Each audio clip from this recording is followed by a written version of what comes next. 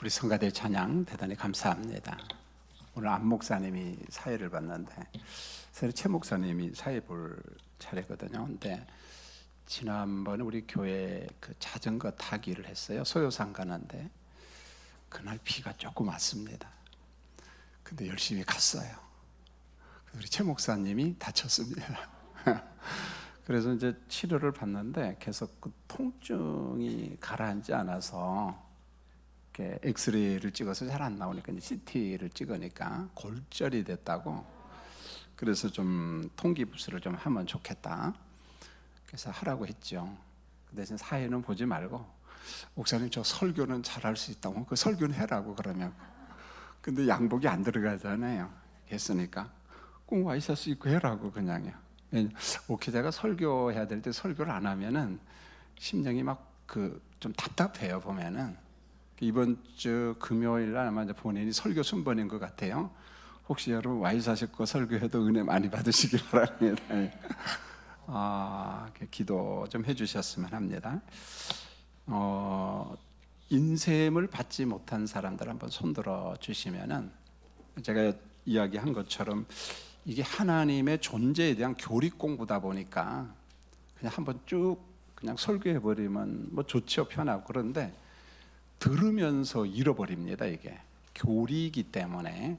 그래서 혹시 인셈을 이렇게 모아놓는 사람도 있어요. 제가 우리 교인들을 보면은 한 번만 더 읽어보고 그러면 좋겠다 싶어서 제가 하나님의 속성, 존재 교리를 6번 해요. 오늘이 이제 3번째인데 다음 주 수요 설교는 우리 박종현 강도사가 합니다. 제가 영성 새벽기도 5일간 인도해서 우리 박 강도사님 설교하라고 했습니다.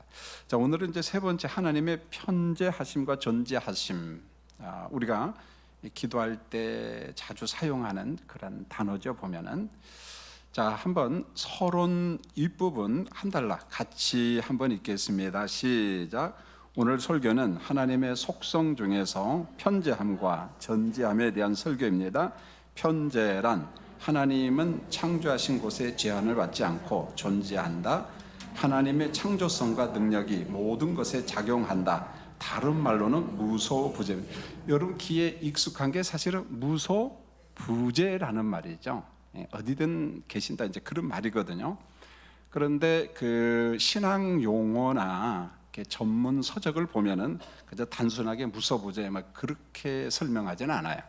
오히려 여기 쓰는 대로 조금 어색하지만은 하나님은 창조하신 곳에 무엇받지 않고요, 제한받지 않는다는 거죠.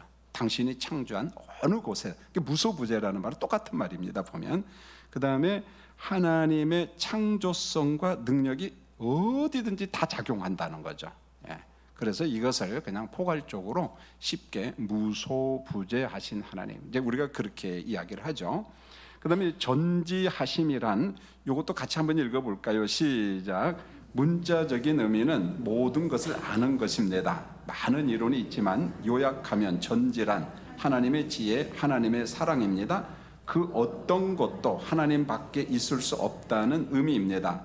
모든 것을 아시는 절대적인 지식, 완전한 지식이란 뜻입니다. 우리가 익히 잘 아는 내용입니다만은 보통 이제 신학 전문 서적에서는 그 어떤 것도 하나님 밖에 있을 수 없다는 게 하나님에서 벗어날 수가 없는 거예요. 보면 이제 그런 표현을 쓰죠.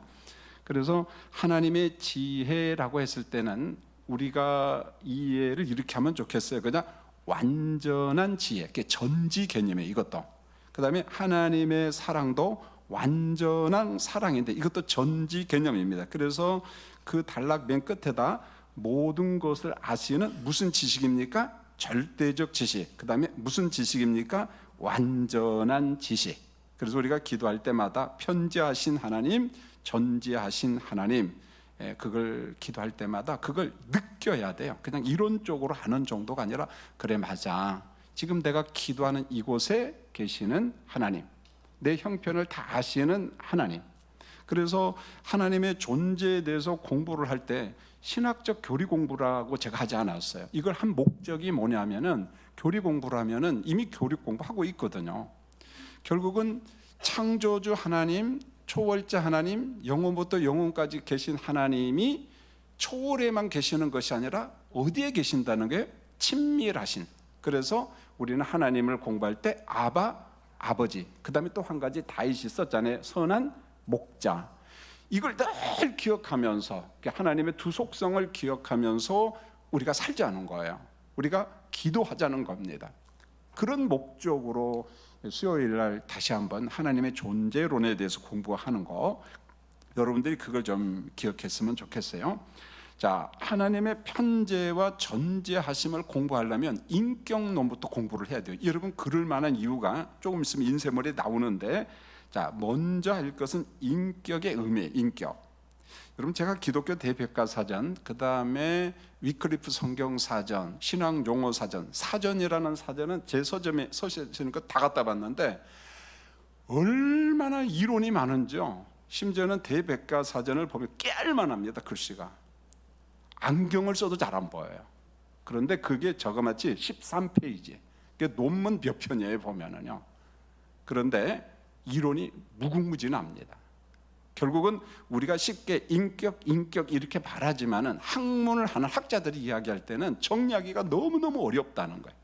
자, 우리가 그렇게 할 필요는 없지만은 인격이란 뭐냐? 자, 인쇄물에 써놨는데 여러분 한번 읽어볼까요? 시작.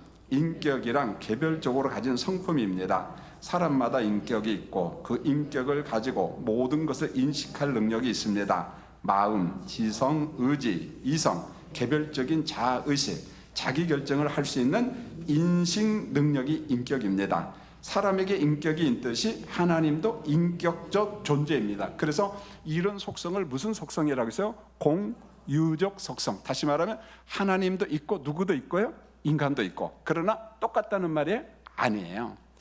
비교할 수가 없죠. 그러나 하나님의 그 인격성에 대해서 오늘 공부하면서 인격이 뭐냐? 개별적으로 가진 성품이. 그래서 사람이 귀한 거예요. 설령 그가 몸이 좀 아프고 설령 장애인일지라도 우리가 함부로 대하면 안 되는 거예요. 인격자로 대해야 된다는 거예요. 왜냐하면 인격이라는 말이 그만큼 중요한 거죠. 보면은요. 자, 왜 인격이라는 말을 공부했느냐? 편재와 전재를 공부하면서 그 다음 달에 요것 때문에 그래요. 요것 때문에. 자, 여러분 한번 읽어볼까요? 시작. 하나님의 인격성을 바르게 인식해야 하는 이유는 범신론 때문입니다. 범신론은 신과 자연을 동일하다고 믿는 견해입니다. 성경은 창조주 하나님과 하나님이 창조한 창조물을 구분하고 있습니다. 하나님은 하나님이시고 피조물은 피조물이에요. 이건 분명하죠? 창조주 하나님과 피조물을 구분하잖아요, 우리는요. 그런데 범신론은 구분을 하지 않아요.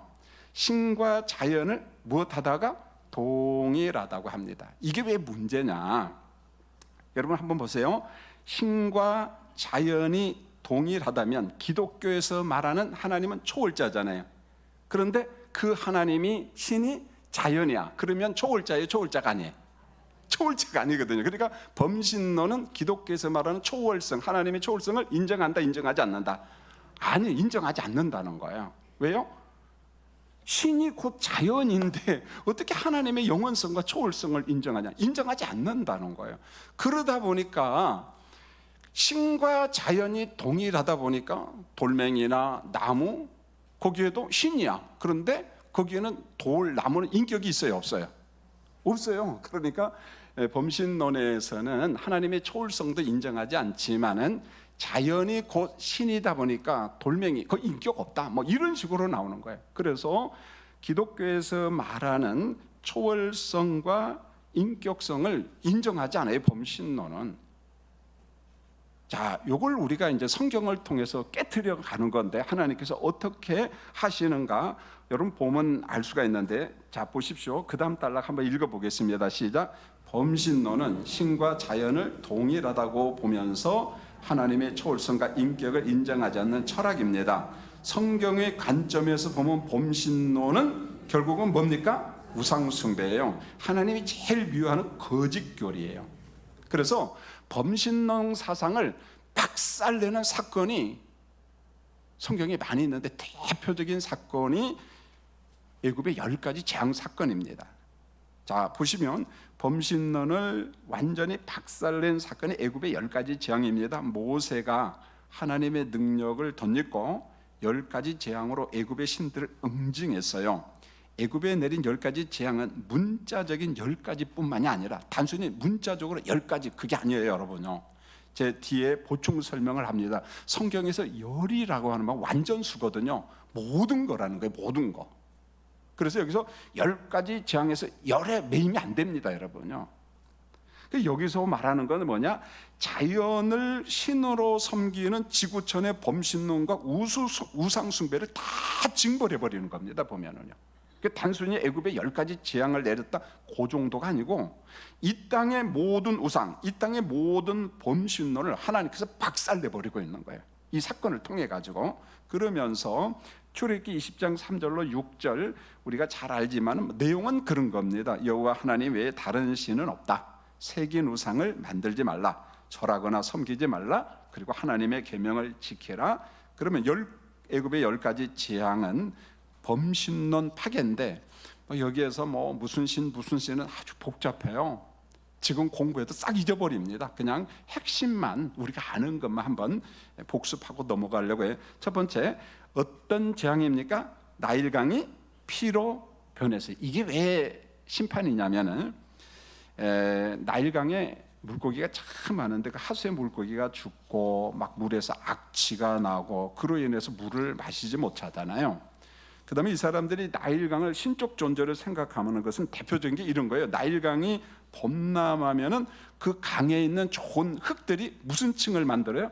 태적층을 만들고 태적층을 개간해서 뭘 하면 되는 거예요? 농사를 지으면 농사가 잘 될까요? 안 될까요? 잘 됩니다. 그래서 나일강 맨 끝자락에 보면 나일강 삼각주들이 엄청나게 많습니다.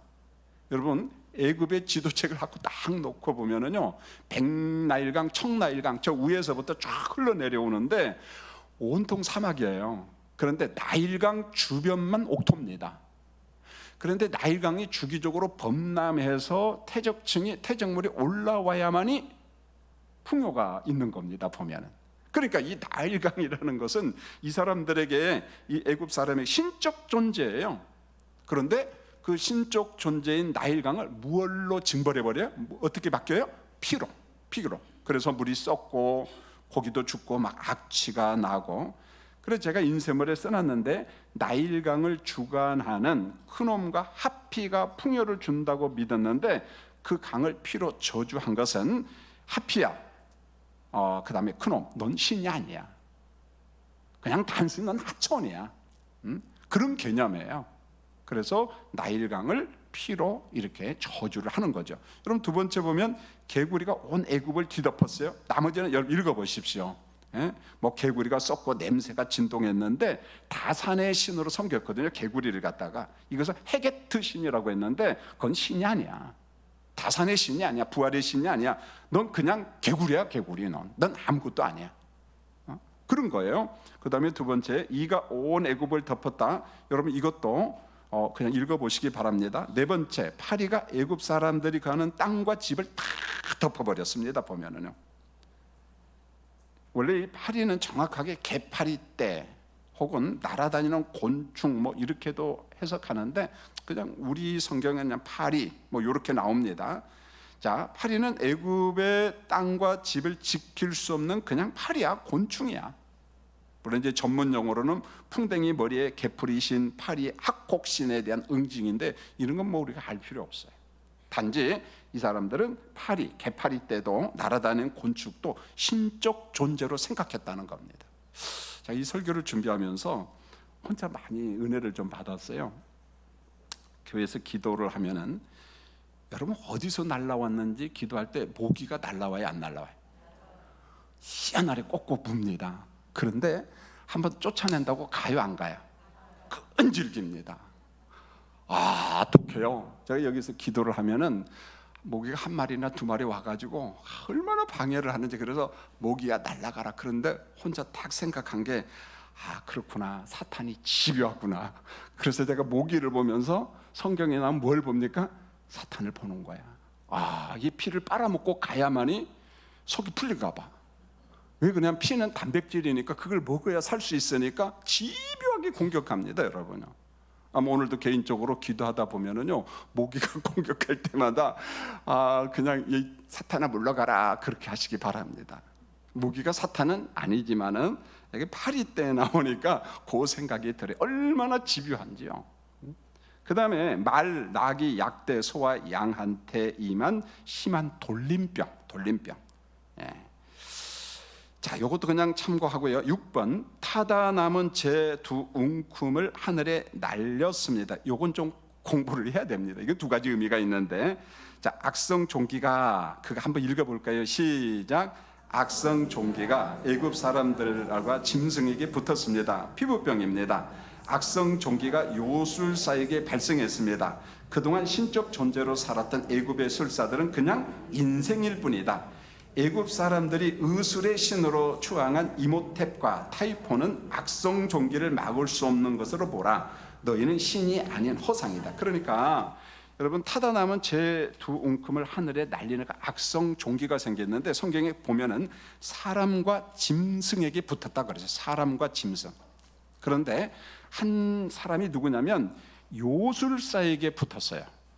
악성 종기가 생겼습니다. 여러분, 역사를 보면은 애굽에 왕이 있어요. 바로가 있어요. 그럼 옆에 요술사가 있어요. 다시 말해 제사장이 있습니다. 막 이런 사람들이, 그들은 신적 존재였거든요.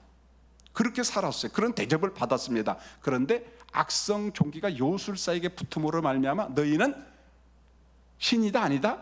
너는 아무것도 아니라는 거야. 그동안 신인 척했는데 저리 가라는 거야. 넌 아무것도 아니라는 거야. 그 다음에 이제 애굽 사람들이 의술의 신으로 섬기는 그러한 존재들에게 악성 종기가 임했는데, 야, 너 의술의 신이면은 악성 종기가 오면 되지 않잖아. 막아야지. 그런데 너는 신이야? 아니야? 넌 아무것도 아니야. 그거예요. 그런 개념입니다. 그 다음에 7번, 무거운 우박이 애굽의 땅과 사람, 짐승, 밭의 채소를 강타했습니다. 이것도 그냥 읽어보시면 되고요. 8번째, 메뚜기 떼가 우박을 면하고 남은 산천초목을 먹는 재앙입니다.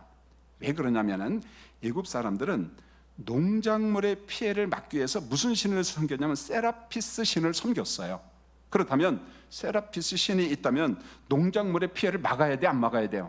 막아야 돼. 그런데 우박을 면하고 남은 산천초목을 누가 다 먹어버렸어요? 메뚜기가 다 먹어버렸습니다. 그러니까 세라피스 신은 신이다 아니다? 아무것도 아니다. 너희가 믿는 신은 아무것도 아니야. 그런 거예요. 그 다음에 흑암이 3일간 애굽을 덮었다. 이 사람들은 태양신을 섬겼잖아요. 그러니까 태양신을 응징해 버리는 거예요. 왜요? 흑암의 재앙을 통하니까 태양 아무 필요가 없는 거예요. 그러니까 너희가 섬기는 태양신은 신이다 아니다? 아니야. 피조물이 아무것도 아니야. 그 다음에 10번째, 우리가 잘 아는 사람과 가축의 초태생을 몰살하고 장자의 생명을 거두어 가잖아요. 여러분, 애굽 사람에게는 장자를 은연중에 신격하는 문화가 있고 전통이 있고 정신세계가 있는데 그걸 심판해 버립니다. 물론 이제 전문적인 것은 생명을 주관하는 오리스 신과 생명을 수하는 이시스 신에 대한 응징이지만은 이 장자에 대한 묘한 신적 문화, 그런 전통, 그런 세계관을 가지고 있는데 그건 아무것도 아니야. 아무것도 아니야. 그걸 정하게. 그 다음 단락이 참 중요합니다. 여러분, 요건 꼭 오늘 수요 예배 온 사람들은 알고 가야 돼요. 자, 그 다음 단락 한번 읽겠습니다. 시작. 10가지 재앙에서 10은 완전수예요. 애굽만 아니라 지구촌에 있는 모든 우상에 대한 응징입니다. 여호와 하나님 외에 그 어떤 것도 우상으로 세우지 말라. 피조물을 숭배하는 세상을 징벌하신 하나님. 그러니까 10가지 재앙이 단순히 열이 아니라 성경에서 10은 무슨 수다고요? 완전수라는 게. 그러니까 애굽뿐만 아니라 지구촌에 있는 모든 우상을 하나님께서 어떻게 해요? 응징해 버리는 거예요. 범신론 사상을 다 응징해 버리는 겁니다. 여러분, 제가 이제 적용 차원에서 2개를 써놨는데, 여러분, 선교에서 필수는 이겁니다. 그 나라, 내가 가고자 하는 지역, 내가 선교하고자 하는 종족의 문화, 전통, 우상을 빨리 알아내야 돼요. 이게 토양조사, 보통 이렇게 이야기합니다. 기업하는 사람들도 이런 조사를 해요. 여러분 옆에 뭐 은행을 세우고 뭐 그럴 때 그냥 아무데나 목 좋으니까 하자, 천만의 말씀이에요. 그럼 망해요, 여러분요. 가게도 마찬가지입니다. 심지어는 미국 교회는요, 교회를 개척할 때도 토양조사, 지역조사를 철저히 하고 2년 후에 개척해요. 우리는 은혜 받으면 개척합니다. 장소도 은혜로 봐요, 보면은요. 미국 사람은 안 그래요, 보면은요. 내가 개척을 해야겠다 그러면은 어느 지역에 살 것인가 인구조사 다 합니다. 인구라는 건 사람 숫자가 아니고 그 사람의 성향, 그걸 다 조사하고 지역 문화, 그 다음에 지역을 지배하는 종교, 어떤 영적 세력 싹 조사를 하고 난 다음에 내가 언제부터 이러이러한 지역에서 개척을 할 테니까 기도해 주세요. 문서를 다 돌리는 거예요, 여러분요. 치밀하죠, 보면. 이게 맞다고 봐요, 보면은요. 적어도 우리가 어느 지역에 선교를 하고 개척교회를 하려고 하면은 그 지역을 지배하고 있는 악한 영들의 세계를 알아야 돼요. 그 지역을 장악하고 있는 문화를 알아야 됩니다. 이런 모든 정보를 알고 영적 전투를 해야만이 사탄의 세력을 이길 수 있어요. 할렐루야. 이게 대단히 중요합니다, 여러분요. 영적 전투를 하려면 전투 대상을 알아야 되지 않겠습니까? 조사를 하고. 여러분, 한국에 들어온 선교사들이 참 잘한 것 중에 하나가 한국의 문화를 어떻게든지 알려고 노력했어요. 그리고 한국의 문화 가운데 제사 문화, 그 다음에 귀신 문화, 술 주정 문화, 남자들이 집안 살림을 두들겨 패는, 두들겨 패는 깨죠. 아내를 구타하는 문화, 남녀의 차별, 신분 차별 문화, 양반, 서민, 백정, 여인과 어린아이를 인격으로 보지 않는 문화, 이 문화를 알고 들어왔어요. 그래서 선교사들이 들을 때 가장 잘한 게 성경책을 가지고 들어왔던, 한국어로 된 게, 이게 중국과 일본에서 번역한 그 이수정이 번역한 거, 아니면 저 중국에서 번역한 거, 이걸 가지고 들어왔거든요. 대단한 겁니다. 그 다음에 어느 정도 한국의 문화를 알고 들어와서 선교가 효과가 있었다는 거예요, 보면은요. 여러분, 지금도 우리가 살고 있는 석관동과 임원동과 장이동, 성북구 이쪽 지역의 영적 문화를 알고 중보기도를 많이 해주셔야 돼요. 그랬을 때 효과가 있습니다. 너무너무 하나님의 역사가 나타나죠. 자, 그 다음에 보면은 성경이 말씀한 하나님의 편재성에 대한 대표적인 말씀은 예레미야 23장 23절 24절인데, 하늘에 충만하신 하나님, 땅에 충만하신 하나님. 23절 보면 이런 말씀이 나와요. 나는 천지에 충만하지 아니하냐. 충만하다는 개념은요, 사실 인격 개념이에요.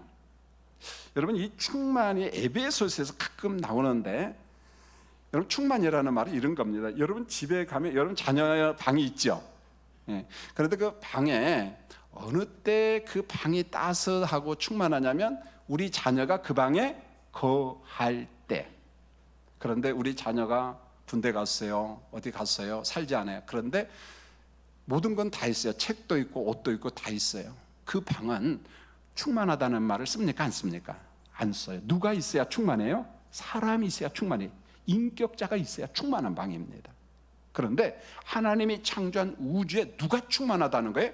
하나님이 충만히 거한다는 거예요. 할렐루야. 그 인격자 하나님이 우주 만물 안에 충만히 거한다. 그래서 우주 만물이 좋고 찬송이 나오는 거예요, 여러분. 찬송이 나오는 거예요. 얼마나 귀한지 몰라요. 자, 그 다음에 시편 139편 7절로 10절 이런 겁니다. 내가 어디를 가든지 하나님 거기 계셔. 우리는 하나님의 임재와 시야에서 벗어날 수 있다, 없다? 없어요. 전기불 끄면 하나님이 안 보이나요? 한번 꺼버릴까요? 아니요. 어디로 가든지 그곳에 주님이 계셔요. 하나님이 계신다는 거예요. 벗어날 방법이 없다는 거예요. 그래서 하나님의 편지하심이 우리에게 주는 것은 경고와 위로입니다. 자, 인셈을 볼까요?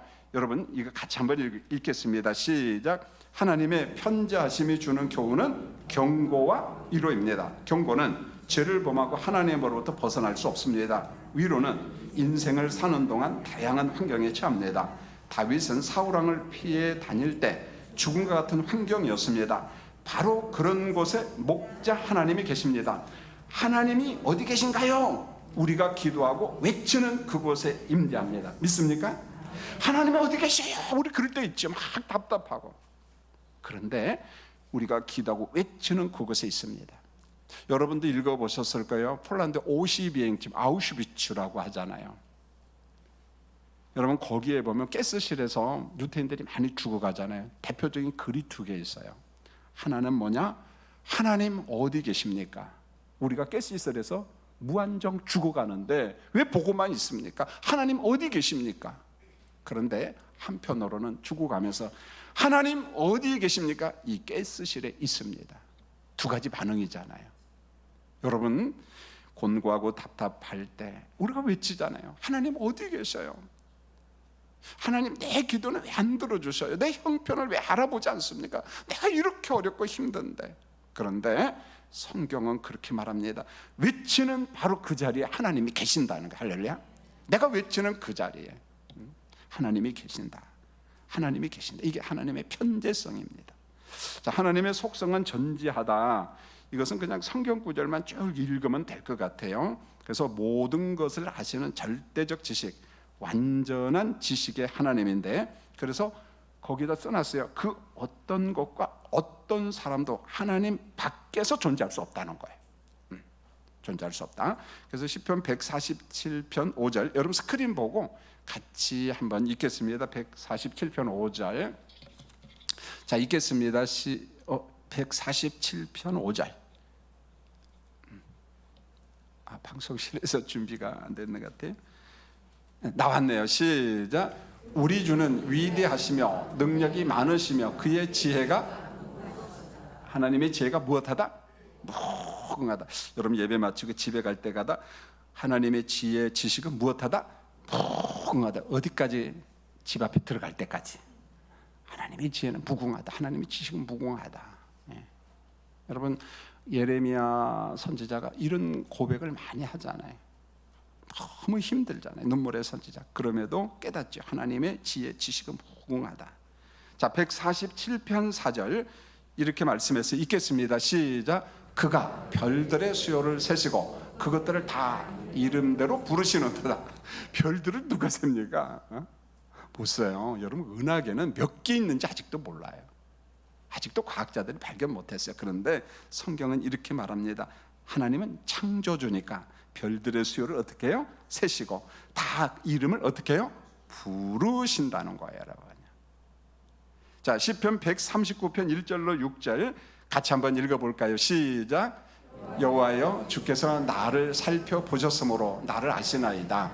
주께서 내가 앉고 일어섬을 아시고 멀리서도 나의 생각을 밝히 아시오며 나의 모든 길과 내가 눕는 것을 살펴보셨으므로 나의 모든 행위를 익히 아시오니 여호와여, 내 혀의 말을 알지 못하시는 것이 하나도 없으시니이다. 주께서 나의 앞뒤를 둘러싸시고 내게 안수하셨나이다. 이 지식이 내게 너무 귀하니 높아서 내가 능히 미치지 못하리라. 얼마나 귀한 말씀인지 모르겠어요. 여러분 공부하고 힘들 때마다 이 시편 139편 1절에서 10절을 꼭 묵상하세요. 그러면서 다시 한번 일어서는 우리 성도들이 되었으면 합니다. 누가복음 12장 7절, 심지어 머리털까지 다 세신 바 되었나니 두려워하지 말라. 머리털 세신 바, 비유예요, 비유. 머리털과 같은 세세한 것을 세듯이 백성들을 감찰하시고 돌보시는 무슨 목자? 선한 목자. 하나님의 존재에 대한 교육 공부하는 목적이 뭐냐? 수요 설교하는 목적이 뭐냐? 이겁니다. 여러분 단순히 시험 공부하기 위해서 교리 공부하지 않아요. 그 딱딱한 경직된 교리 공부가 아닙니다. 하나님의 초월성과 영원성, 그러나 하나님의 친밀하심. 그분은 나의 아버지야. 나의 아버지. 나의 선한 목자. 선한 목자. 다니엘서는 이것은 그냥 생략하려고 합니다. 앞으로도 교리 공부하다 보면은 하고, 오늘도 우리 대표 기도하시는 권사님이 이런 걸 이렇게 이야기를 하니까 물론 다 알았던 거지만은 그래도 공부한 것을 적용하면서 이렇게 기도하니까 참 좋아요. 한 가지만 확인하겠습니다. 하나님의 초월성과 영원성이 있기 때문에 창세전에 그리스도 안에서 우리를 예정할 수 있어요, 없어요? 한 번만 더, 할 수 있어요, 없어요? 왜요? 그리스도 안에라는 말은 미가서 5장 2절에 보니까 그리스도는 언제부터 계셨어요? 영원부터, 상고부터 이렇게 말해요. 단순히 우리는 성육신하신 그리스도만 알면 안 되고 그리스도의 존재에 대해서 이야기할 때 성경은 그리스도 안에서 언제 예정했다고? 창세 전에. 그렇다면 그리스도는 언제부터 계셨다는 거예요? 영원부터 계셨다는 거예요. 그러니까 하나님의 영원성과 초월성에서는 예정과 선택과 작정 교리가 아무것도 아니라는 거예요. 보면은요, 아무것도 아니라는 거예요. 다시 확인합니다. 여러분은 창세 전에 그리스도 안에서 여러분을 선택했어요. 할렐루야. 예, 아무 문제가 안 된다는 거예요. 바로 그 하나님이 선한 목자요, 나의 아버지입니다. 할렐루야. 예, 광고 말씀드리겠습니다.